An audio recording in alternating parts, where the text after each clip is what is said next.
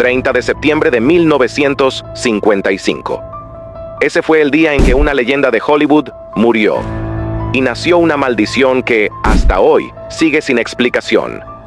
James Dean, la estrella más brillante del momento, el símbolo de la rebeldía juvenil, se subió a su Porsche 550 Spider, al que él mismo apodó con una frase inquietante, Little Bastard, y nunca volvió con vida. Pero la verdadera historia no terminó con el choque, porque lo que muchos no saben es que ese coche, o lo que quedó de él, parecía estar impregnado por una fuerza oscura.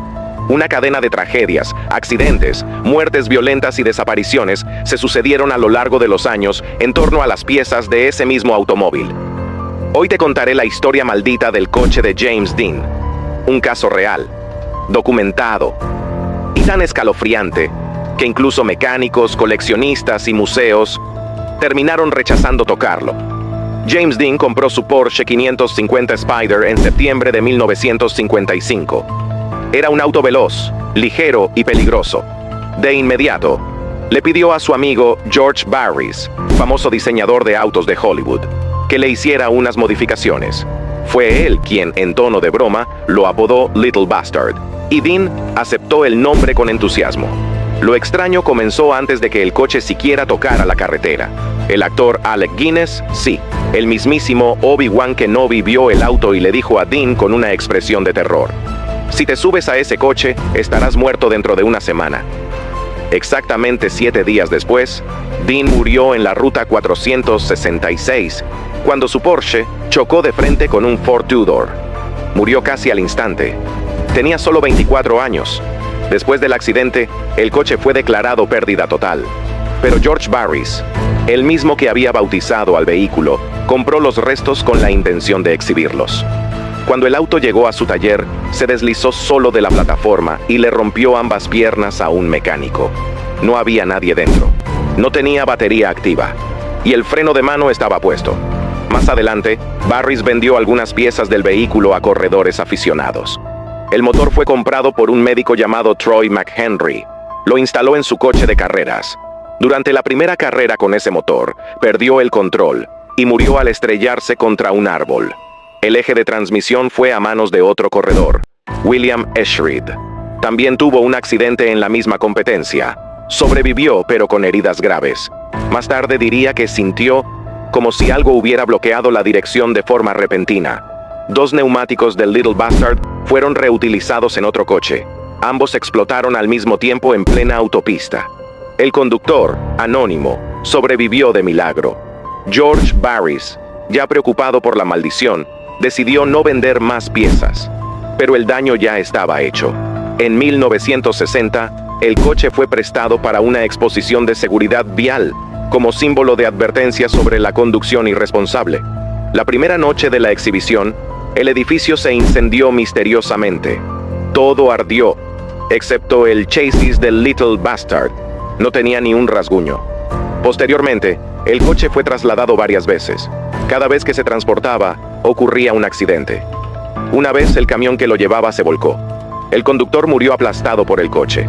Otra vez el coche cayó desde una grúa mientras lo subían a una plataforma, rompiendo las piernas de un operario. Incluso en estado desarmado, el auto seguía dejando una estela de dolor.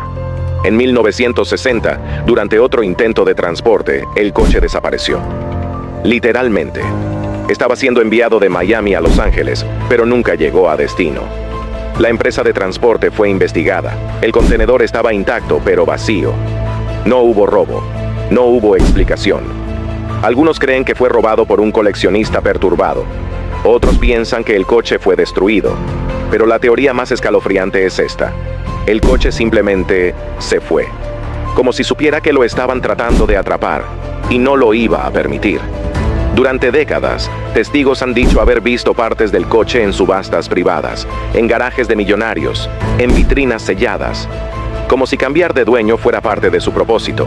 Enfermedades súbitas, pesadillas con el accidente, sombras que aparecen en el retrovisor, puertas que se traban solas, sensores que se apagan, y una sensación constante de estar siendo observado mientras conduces. Hay quienes creen que el alma de James Dean nunca dejó el coche, que su obsesión por la velocidad, por el peligro, por el vive rápido y muere joven, quedó impresa en el metal. Y lo que posee el coche no es un demonio, sino una energía humana tan intensa, tan potente, que ni la muerte pudo disipar. Otros afirman que el apodo Little Bastard fue más que un chiste, que fue una invocación, un nombre con peso, que atrajo a algo, y que ese algo se instaló en la máquina. No para castigar, sino para seguir viajando. Lo más inquietante de todo es que el rastro del coche no terminó con su desaparición física. Durante años, investigadores, periodistas y coleccionistas, obsesionados con lo paranormal, han intentado reconstruir el destino de Little Bastard pieza por pieza. Y lo que han encontrado son retazos sueltos, testimonios silenciados y muertes que siguen ocurriendo sin que nadie pueda conectarlas oficialmente. Pero todas con un punto en común: el coche de James Dean.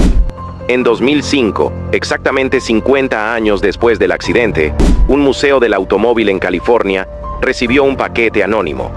Dentro había un fragmento metálico, supuestamente parte del chasis del Porsche 550 Spider.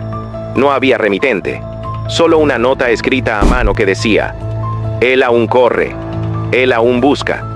El fragmento fue analizado y aunque no se pudo confirmar su procedencia exacta, las proporciones y aleación coincidían con las que se usaban en Porsche durante los años 50.